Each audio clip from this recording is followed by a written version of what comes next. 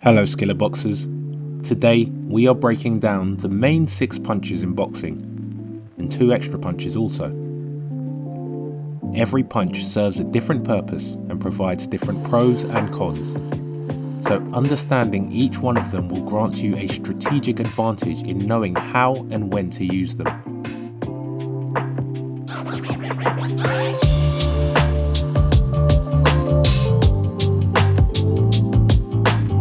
The order of the 6 basic punches goes from lead to rear and starting with the straight punches. Number 1 would be the jab, number 2 the cross, number 3 the lead hook, number 4 the rear hook, number 5 the lead uppercut, and number 6 the rear uppercut. Lastly, there are 2 more additional punches we can add, which are 7 for the lead overhand and 8 for the rear overhand. So let's start with the first and most important punch, the jab.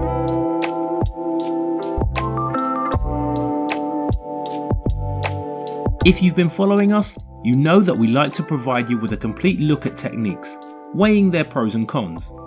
However, this time it's more of a tribute to the essential role of the jab in boxing. That was a jab, ladies and gentlemen! We'll analyse why it's the most important punch in boxing, what are its many use cases, and the best examples. Okay, so why is it so important? Importance of the jab. Safest punch. Why do we say it's the safest punch?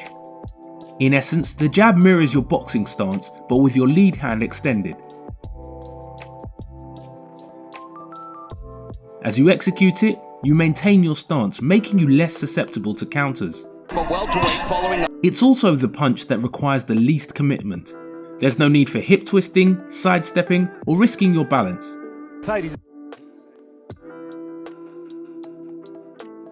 Not using it.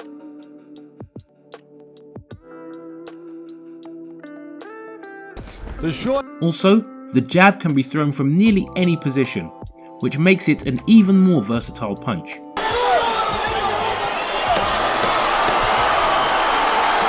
Let's keep in mind, it's also a lead punch which keeps your head at the furthest distance it can be from your opponent.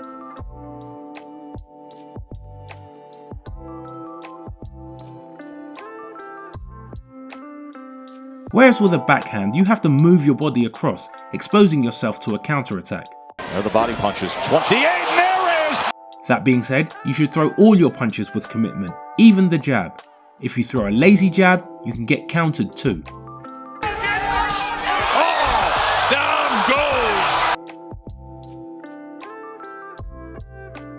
Most likely to land.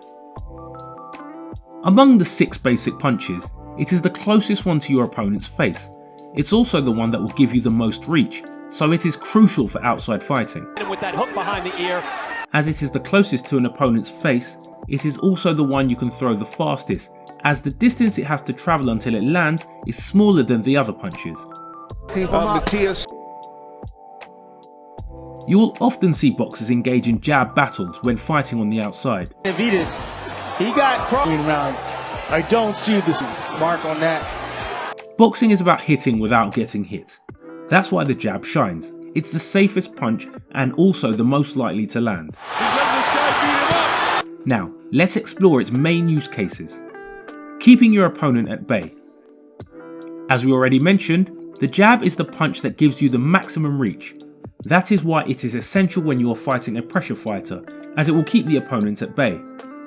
If your opponent walks forward and encounters no resistance, he will keep walking forward. So of course he's going to the body, and effectively that shot's blocked, but that right hand wasn't. With the jab, you can throw it faster, and with much more volume than a power punch.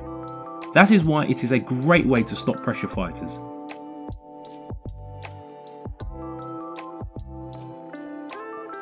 He believes that.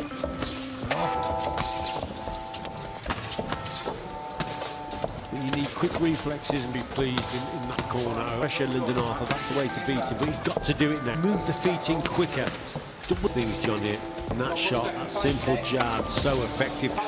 A great example was the Joshua vs Ruiz 2 fight.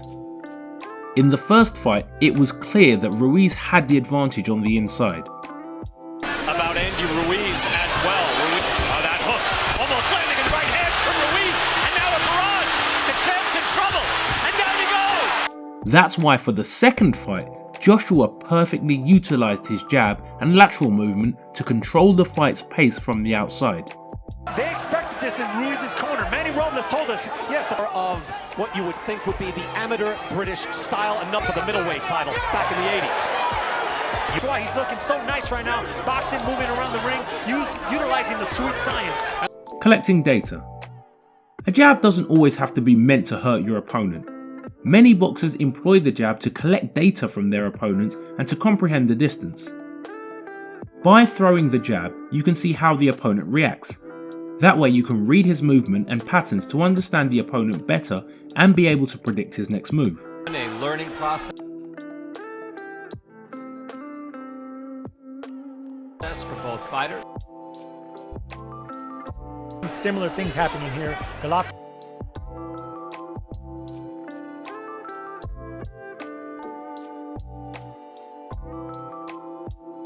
Fighter right here. He's been jabbing some really good the jab going up. Some boxers mix their jab with what's called probes. A probe is not really a punch, but more of a tool to know your distance and to see your opponent's reactions. A boxer who is known for his great distance control is Shakur Stevenson. You will constantly see him use probes mixed with his jabs. As the fight progresses, he gets better and better at controlling the distance. Setting up punches. Although some boxers have the power to knock down their opponents with jabs, that is not really the purpose of the jab. However, it is one of the best punches to set up a knockout punch. Knockouts don't come out of nowhere, they are usually set up in a way or another. The jab is the perfect tool to set up power punches. It can be used to feint, distract, block your opponent's vision, and open the gateway for powerful combinations. It's kind of like having a flashlight to go places, to see into dark places.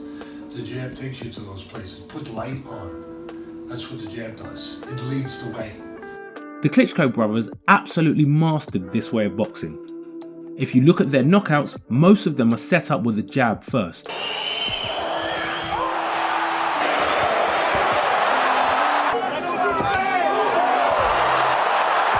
Guy with the length and size and power that Klitschko has, and there he goes. Setting the rhythm.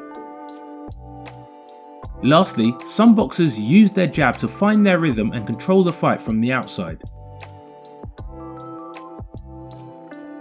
As it is also a punch that can be thrown at a high volume, you can mix it up with your footwork, establishing the range and pace of the fight. But it often has to go together with agile footwork and a good ring control. Muhammad Ali is a classic example, using his snapping jab and rhythmic footwork to set the tone for his fights.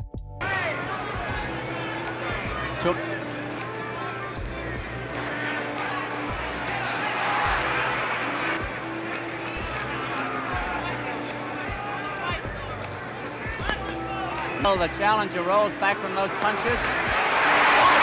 And they're slowly down. Another great example now from the present era is Tyson Fury, who also likes to capitalise with his footwork and reach, leveraging his jabs to control the fight. I don't think his boxing ability, his movement is tremendous. Sometimes I think he wants to lean back, want to take a step back when Hammer comes forward. I just think sometimes this good shots, and again through the guard there. Well, he is a big man. Oh, great shots! Terrific right hand. Now, let's move on to the second straight punch, number 2, the cross.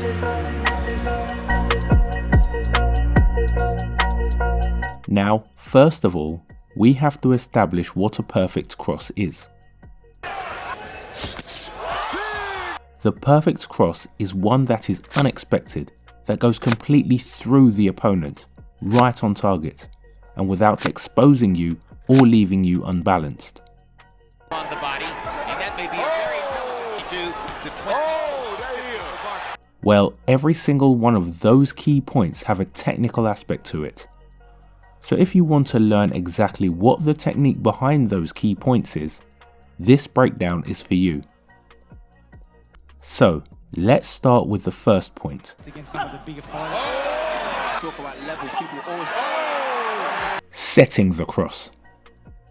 Now, setting the cross is the first step to be able to land it.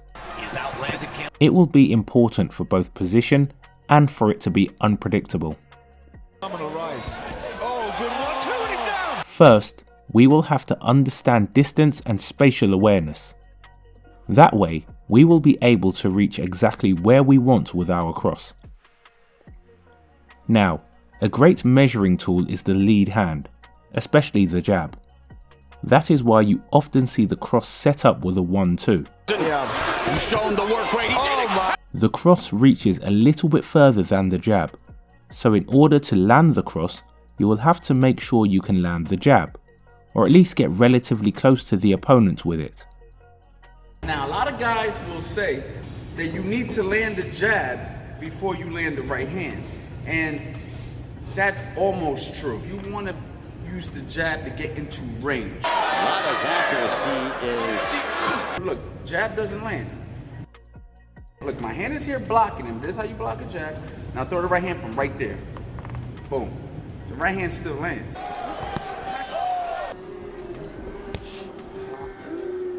Now this not only serves you to understand if you are at the right distance, but also to position yourself at the right distance. If he throws a jab and I step back, he got to step in again before he throws that right hand to make sure he's in range.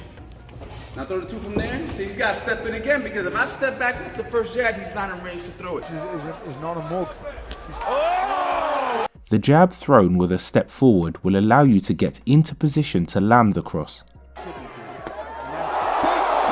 As mentioned, the jab is the most used tool, but it can be any other resource that allows you to get into position with the lead, such as a lead hook.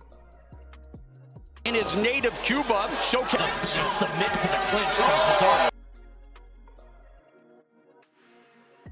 Now, as mentioned, the lead hand not only will serve you to get into position, but to not make the cross as readable or predictable. All of us from the Celtic tribes can be proud of him. A jab can act as a blinder, not allowing the opponent to see the cross, or simply as a distraction to not make it as obvious. Having success with the right hand to the Difference against the incredible speed of Russell. Now let's cover the second point. Turning the shot. When throwing the cross, rotation will be key, both to cover the distance the punch has to travel and to generate the most amount of force. Unless you are using it for different purposes, you should avoid throwing the cross straight, as it will often fall short and will not carry as much power.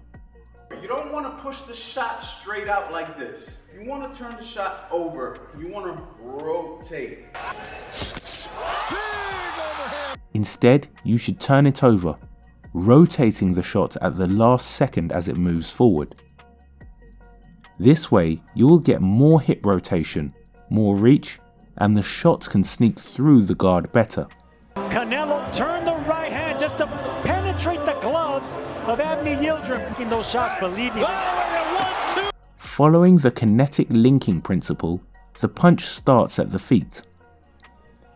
The rear foot drives backwards into the ground, twisting through the hips, travelling out the arm and snaps into the opponent. Now, let's take a look at the last point. Remaining defensively responsible. This point covers the defensive aspects of the cross. In any situation, whether it's against the same stance or the opposite, after throwing a power punch, you have to be defensively responsible. There are different ways to do that. In the case of the cross, depending on each boxer's preferences, most will roll under after throwing it, or will take a quick step back. The main idea is to do a defensive move, whether that's covering up or getting out of punching range. in case the punch misses. You should avoid staying there, quote unquote, admiring your work after throwing a power punch, as that can turn bad real quick against a good counter puncher. Another way to remain defensively responsible while throwing the cross is to keep the head off the center line. You gotta be over here. Right here. So he won't hit you back. This way, you can put torque behind the punch while your head remains off the center line, away from danger. When facing the opposite stance, you will have to take the foot position into account. Usually, you will aim for outside foot position, as that way your head is both off the center line and your cross is perfectly aligned with the opponent's head.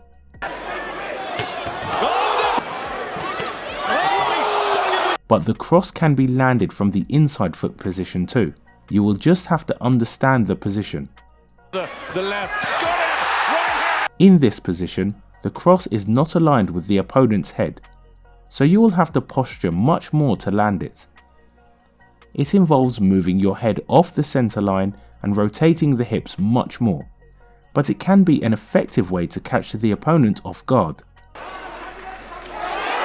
Putting it all together, you have a perfect cross, setting the punch up with your lead hand and at the same time getting into position. Then rotating your whole body from your feet, legs, torso and shoulders to your arms to fully punch through, and turning the shot at the last second. And lastly, being defensively responsible, getting off punching range to avoid possible counters.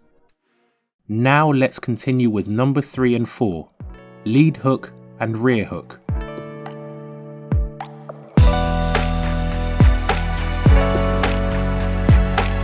Many legendary fighters have built their careers on devastating hooks, proving just how impactful a well-executed hook can be for your game. We will take a look at the lead and rear hook, exploring its variations, going through all details. We will also analyse why it is such a useful power punch and how you can use it to your advantage. And at the end of the video, we will go over things to keep in mind when throwing the hook and what to look out for to be able to execute it safely. So let's start by analysing how to throw the ideal hook. Mechanics. There are various ways to throw a hook depending on the fighter's physique and style, but the most important aspect is rotation. As the hook is a looping punch, your body's rotation will generate the power behind it. I'm gonna turn my front hip, my heel, my knee, everything, I'm gonna turn it inward, and then the only thing I'm gonna do is bring my upper body with me. First thing will be to load up the punch by slightly turning your body to decide from which you will punch. If you are throwing the lead hook to your lead side, and if you are throwing the rear hook to your rear side.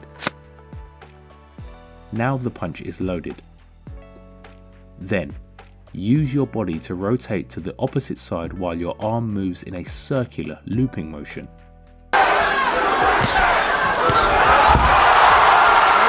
This rotation must be synchronized from your knees, hips and torso to your arms. Weight distribution will be key.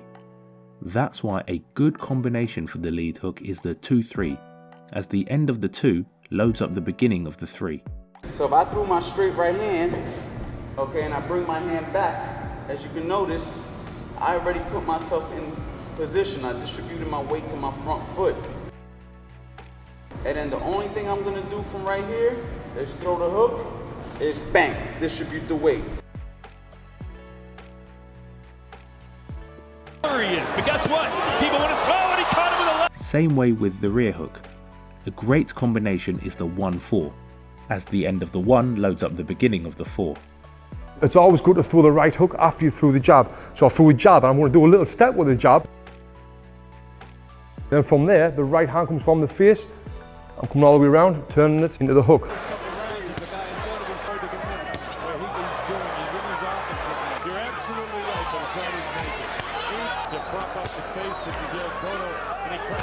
An important detail for the lead hook will be the front foot position. To allow the hook to turn, the foot has to slightly turn too.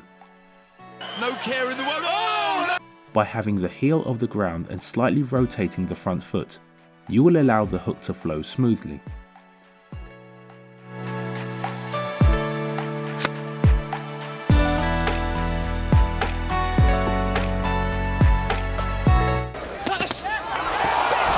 But as mentioned, this should be very subtle and not exaggerated.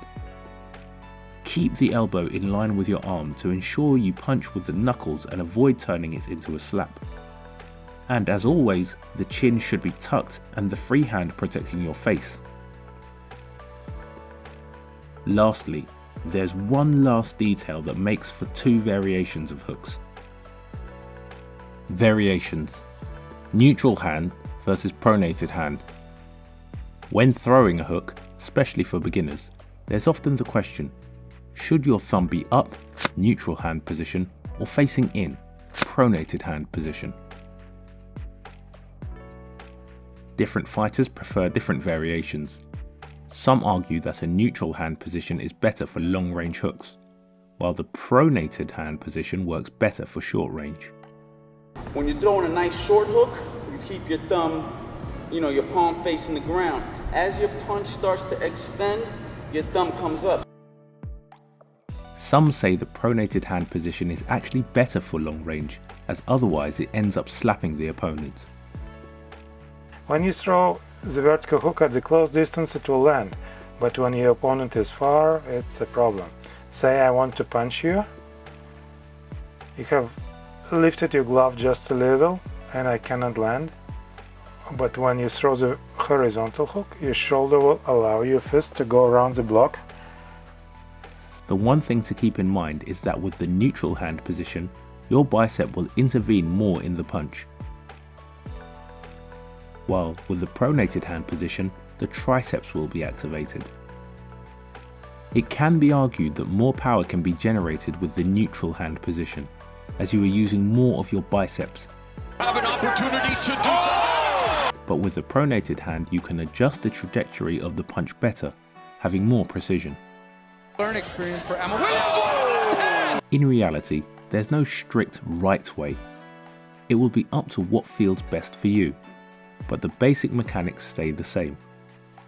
Now, let's find out why we consider it such a useful power punch, and how it can be used as a solution to many problems in the ring. Use cases of the hook. Finding holds in solid guards. First of all, it is interesting to understand the main targets of the hook and why it has such a devastating effect. Duno, Garcia able to land that right now, down he goes! Apart from all the power generated with the rotation of the body, the hook often targets very sensible areas of the head. Tranquille. Oh! Wow! Et là! Aïe aïe aïe! When an opponent has a fundamentally sound and solid guard with his chin tucked and protected, only exposing the skull, straight punches will often have less of a powerful effect on the opponent. And in some cases, it can even lead to hand injuries. When I was throwing my punches, it was hitting on the top of his head, so that's why my hand was hurting. A great solution is to come around the sides with a hook. Those looping shots will target the sensible areas on the side of the head, such as the temple. Glancing left hook, it didn't look like much, but those are the shots that really hurt when they graze you off the temple. In general, any shot around that area can quickly disrupt the opponent's balance and cause severe damage. Lead hook against the Philly shell. In this case, the lead hook has proven to be one of the most effective punches against the Philly shell. From a bladed stance, straight punches are often blocked or deflected as they come in a straight line. An effective punch, especially when thrown with intent, is the lead hook. Without a doubt, big left hook. Plant might have gotten hurt. From the Philly shell, it can be defended by blocking with the rear hand, or by bending at the waist.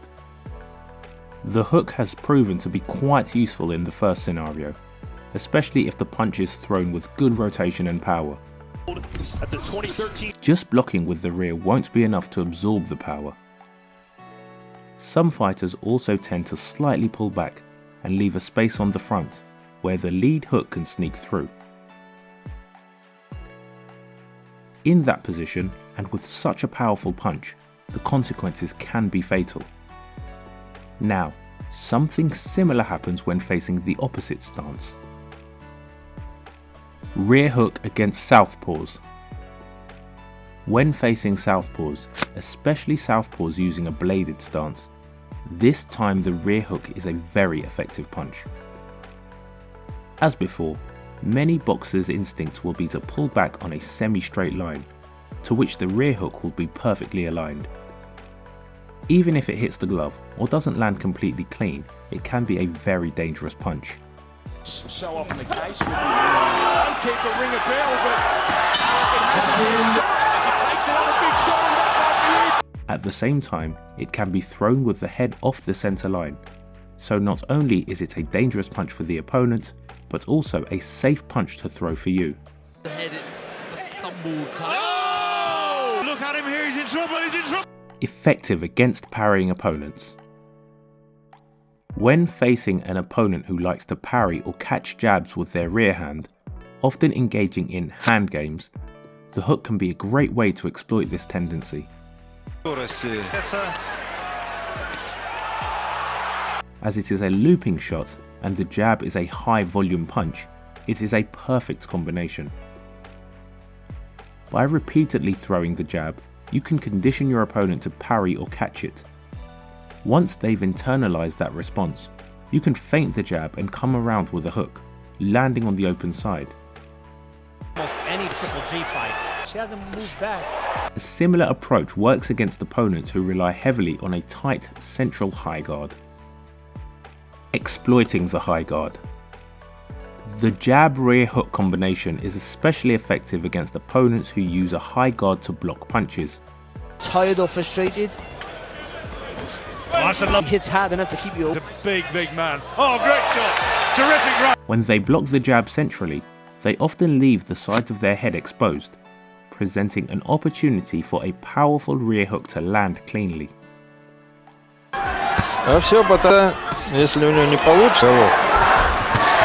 In this scenario, the jab can also serve as a blinder, obstructing your opponent's vision and making it harder for them to see the hook coming around the sides.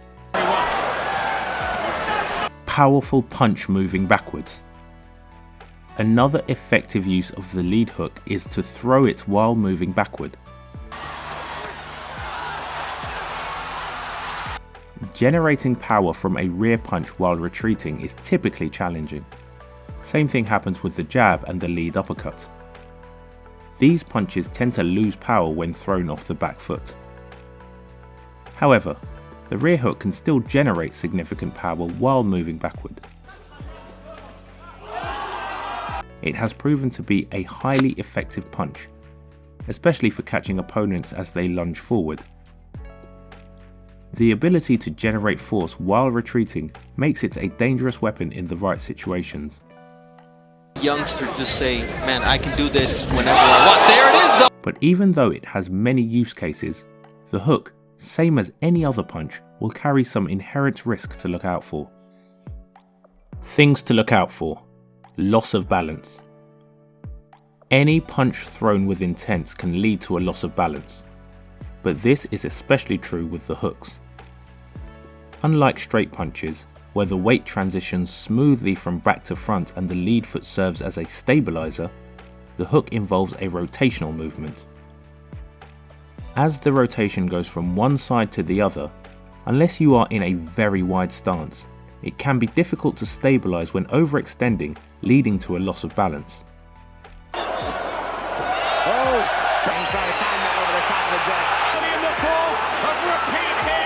Longer path to travel. A key factor to keep in mind when throwing a hook is the nature of the punch itself. A hook's looping circular motion means it has a longer path to travel before reaching the target. In contrast, straight punches like the jab or cross take a much more direct route. Because they move in a straight line, they have a shorter distance to travel and typically land faster. So the theory says that when thrown at exactly the same time, say a rear hook against a cross, the cross will land first.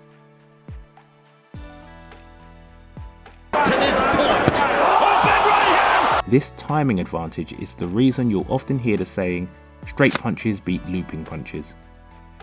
While the hook can be powerful and effective, its longer path means it has a built-in delay compared to the faster, more direct straight punches. He's struggling with the range And despite its inherent risks, the rear hook remains an incredibly useful punch. Not only does it offer the potential for devastating knockouts, but it also serves as a solution for many scenarios. Now let's move on to number 5 and 6, lead uppercut and rear uppercut.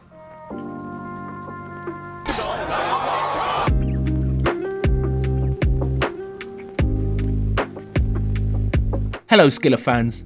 In this breakdown, we will take a look at the reasons we consider it a high risk technique, and also the reasons why we consider it high reward, meaning the pros and cons of this devastating punch. Why is it high risk? Predictable, especially at long range. As we say, boxing is situational. Everything depends on the situation and how the technique is executed. But it is true that out of the 3 punches, the uppercut is the most challenging punch to master. If you don't learn how to throw it in a subtle way, you'll be telegraphing it, which will make it really predictable for your opponent. This is especially true at long range.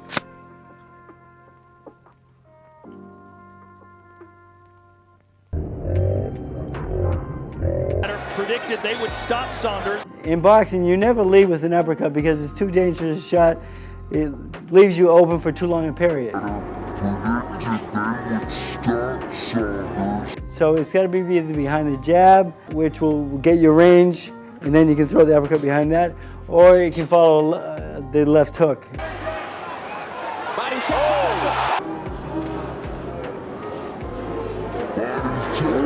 On the left uppercut, it's a little more of a setup because the shoulders needs to be drawn back a little bit. So we usually use the left uppercut off the jab.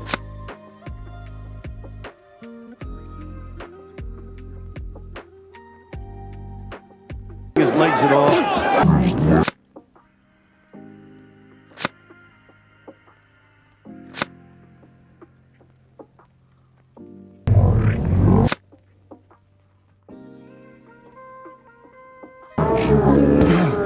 His legs at all. In those cases, you are at the risk of getting countered clean, usually with a hook.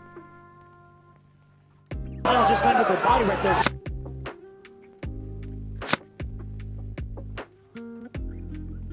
Setting up those looping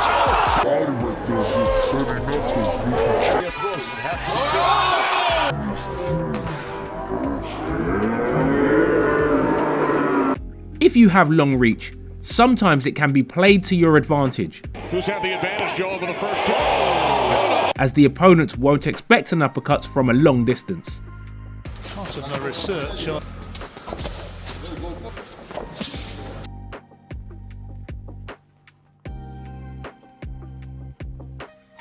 Leaves you open. The uppercut is a punch that breaks your posture, leaving you open a lot of times. As it is the only punch that goes from down up, bringing your hand back to position gets tricky. So far. 4 years of his career as a The fact that it goes from down to up and having to rotate your body at the same time make it inevitable to slightly expose your chin.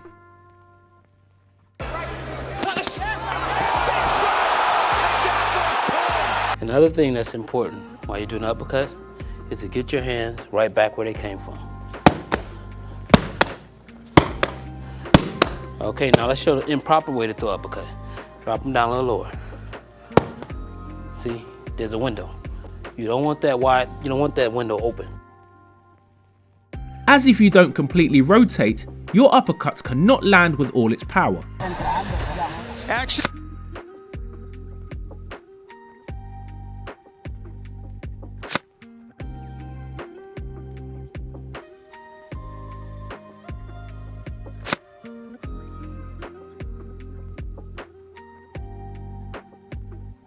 Early on, he came Now goes over the top, ready, living. He's fighting this way, but also the fact he came here to. Yet, if you fully go through the movement, it is really difficult to tuck your chin while you do it due to the nature of the movement itself.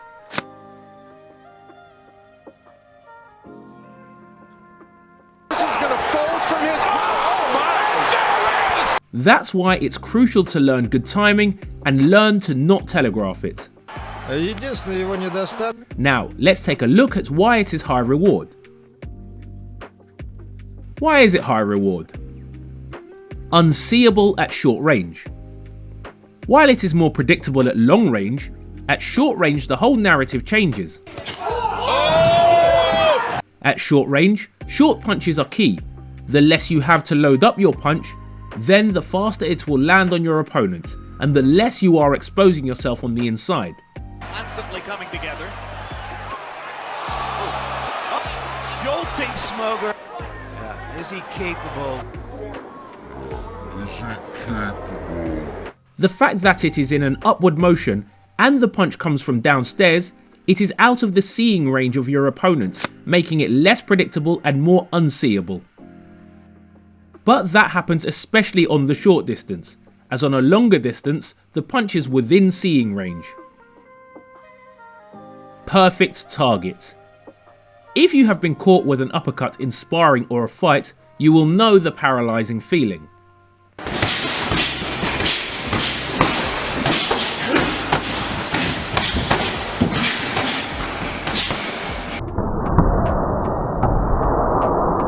It's a shocking feeling that goes from the top of your head and travels through your whole spine. Unlike other punches that can land on different areas of the head, Nicely underneath, so good defensive skill. The uppercut's main target is the chin. Knocking Pulev around the ring, hits him with an uppercut as well. Turns away. Does he want any more? The uppercut. Downstairs, looking for that big right hand and that uppercut. 3 in a row right. But it's a good scorecard. Look at these uppercuts, 2 of them. Because it leaves you susceptible. Oh, another one. As it is a shot that comes from below, there is not much area other than the chin to land it on. It wasn't exciting, but Great shot. emotion on his face at all. Unless your opponent is looking down with his head. Twice in his last to the back of the head argument.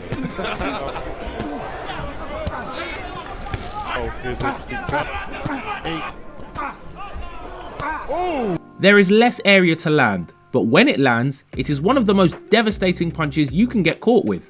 That all night. Oh, that's a nice uppercut that time.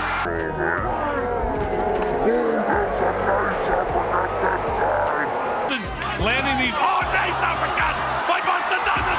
Still coming forward, and there is just a great uppercut. That is also why precision will play a huge role when landing your uppercuts.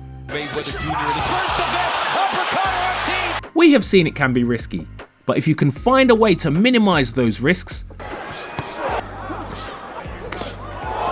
you will have one of the most devastating punches in your arsenal. Finally, we have the 2 additional punches, number 7 for the lead overhand and number 8 for the rear overhand.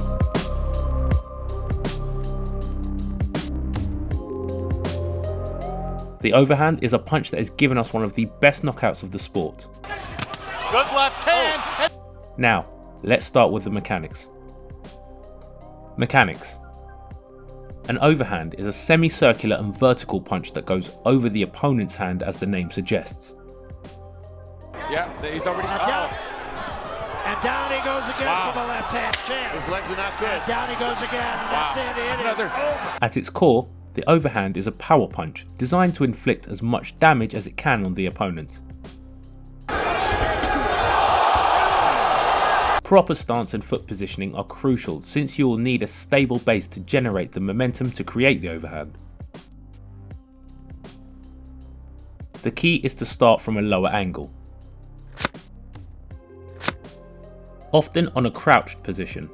Then, using the kinetic linking principle, shifting the body slightly forward, you will be transferring that momentum from your legs to your torso and finally to your arms.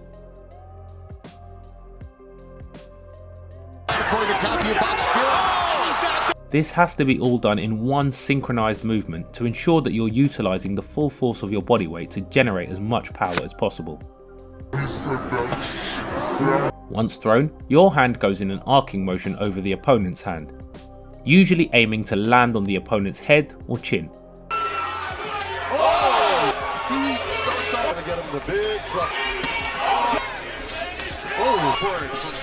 Georgian, he said that's exactly. If the opponent is at a shorter angle, then the arcing motion will follow through, going downstairs. Now, let's take a look at the most common and useful scenarios in which we can see the overhand being thrown. Scenarios. Lead hand as a setup. Any powerful punch, especially with the rear hand, has to be set up first, whether it's with a punch or a feint. You will often see the overhand set up with a jab first, to get the opponent distracted or bring their guard down and create the opening for the overhand. Shots, and Canelo just got in the gap in the first 2 rounds. Canelo does to opponents, even to big light heavyweight champion of the world. Impose the size. Joshua, big uppercut to the knockout. It has been mostly Canelo. Different animal. Question. A very common combination is the jab to the body, overhand to the head. Oh, that was a ball. The quality, the power. When setting up the overhand, because of its arcing motion and the slight level change before punching, any body attack is a great setup, especially the jab. A combination Mike Tyson used to frequently throw to set up powerful overhands. He would constantly change levels and jab to the body. I was going low, throwing my jab to his body, keeping his mind preoccupied with my jab to his body, and then unpredictable right hand coming up top and they caught him. Getting in closer range to unleash the overhand. Of course. Other times, the lead hand is simply used as a feint to get the opponent to react low so the other boxer can land high. 94 for and downstairs. There's Trout trying to bounce in the pass. One of the most exemplifying sequences was Canelo Alvarez versus Amir Khan.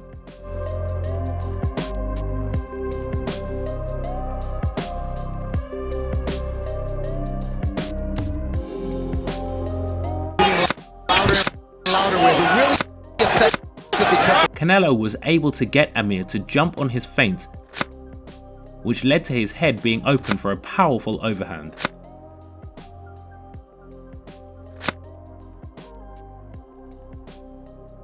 Tricky style. Inside slip counter.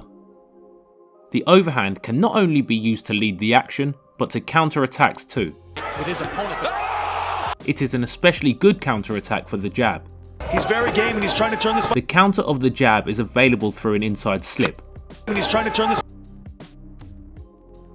As the opponent throws a jab, the inside slip positions you perfectly to unload an overhand that will go over the opponent's jab.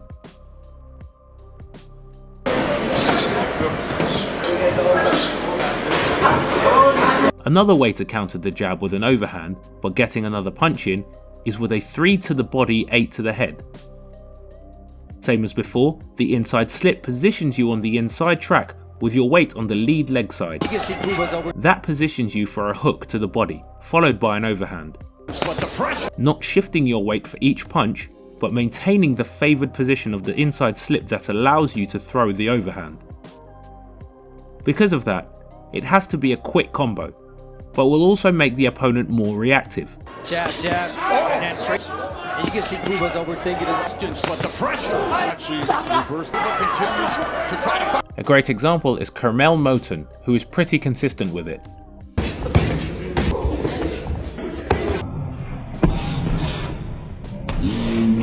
Bobbing and weaving to overhand.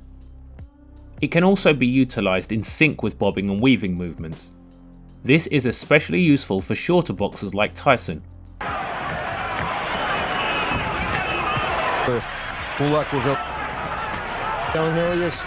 Or in more recent cases, Isaac Cruz or Nick Ball. That was a smart count. Isaac Cruz, the winner of this matchup. There's a big left as Isaac Cruz, and if Cabrera, big left Cruz, a left hook, big right. The defensive sequence allows transitions to overhands with ease, making them more unpredictable. Exploiting openings. The overhand also enables it to exploit parts that are often unguarded, especially the top of the head. The high guard usually covers either the center or the sides of the head. However, it leaves the top of the head completely open.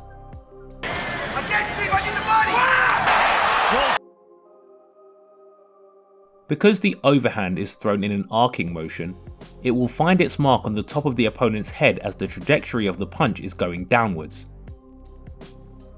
He sat down on that punch. Do you think Haney responds? I think Haney, he's doing that. He's doing that. Doing that. Now, while this is a rare case, it is also worth mentioning. When Canelo fought Jamel, he would be constantly throwing wide hooks and overhands, getting Jamel to cover the side of his head. 8 and 175. Stay on the outside. Canelo then changed the trajectory of his overhand, throwing it down the middle instead of wide, landing the overhand right through Jamel's guard. Back and lands a big. But now, let's get into some theory, and let's take a look at the pros and cons. Pros and cons. Pros. Solution for tall targets. While shorter boxers are at a disadvantage in long-range battles due to their smaller reach, the overhand not only allows them to target taller boxers, but also puts them in a great position to connect right on the chin of the opponent. Allowing shots. Do not want to test the case. Garcia is the challenger. Garcia is the challenger. Solution against ducking. On the other hand, the overhand is not only a great resource for short boxers, but also for taller boxers, who have a hard time landing against shorter boxers with great head movement. They need to change the plan. A lot of boxers like to duck or roll under power punches when they see them coming. Yeah, I see he leaned to the right side every time, and we worked on that shot in the back room. Touch, and then chop.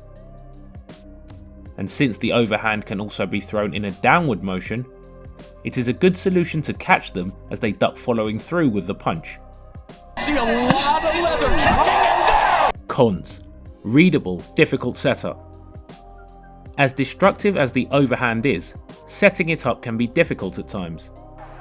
The upset of the year in the making, and there's no doubt that Canelo Alvarez. The distance the punch needs to travel to reach its target takes longer since it is not a punch thrown straight down the middle, and in boxing, seconds are like hours. Oftentimes they are more predictable and easier to read. To find a way to knock you out. Punch to land by power up to 140. Off balance. Another issue of the overhand is that because you are putting so much body weight into it, it can often leave you off balance.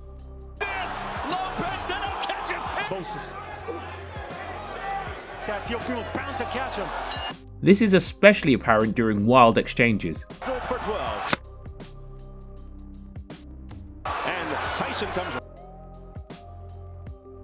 Getting off balanced gives the opponent an opportunity to capitalize and counter your overhand attack. C'est des accès. Oui, c'était tout l'attitude de Tyson.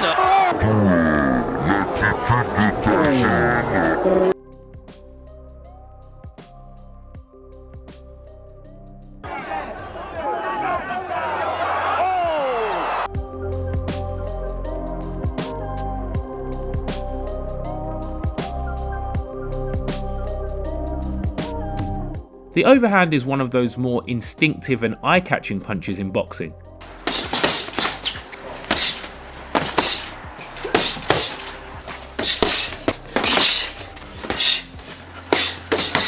But it also has to be set up properly for it to be able to do the damage it can do.